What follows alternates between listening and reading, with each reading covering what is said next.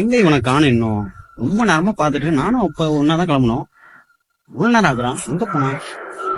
டேய் ஒன்னாதான் கேட்டுட்டு இருக்கேன், எங்க போனேன் இவ்வளவு நேரம்? 2 பேரும் ஒன்னாதான் வந்தோம்.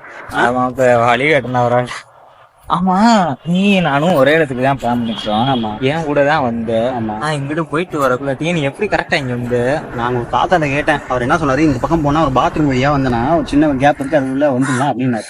ஈஸியா வந்துட்டேன். நீ யார்கிட்ட கேட்ட? அவன் அண்ணாட்ட கேட்டேன் மாப்ள.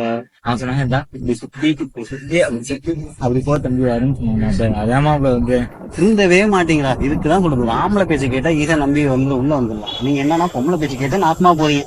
உங்களெல்லாம் திருத்தவே முடியாதுடா. அட்ரஸ் கேட்டது ஒரு குத்தமாடா. பாத்துக்க, இப்படிதான் சுத்தவங்களை விடுவாங்க எல்லாரும். அப்படியா மாப்ள? நம்ம பொண்ணுகிட்ட மட்டும் அட்ரஸே கேட்க கூடாதுடா. கேக்குறீங்களா? கூகுள் மேப்பும் பொண்ணு ஒண்ணுடா, சொன்னா கேட்க மாட்டீங்க. கூகுள் மேப் கூட கரெக்டா சொல்லுவோம் மாப்ள. அப்டேட் பண்ணிட்டாங்க.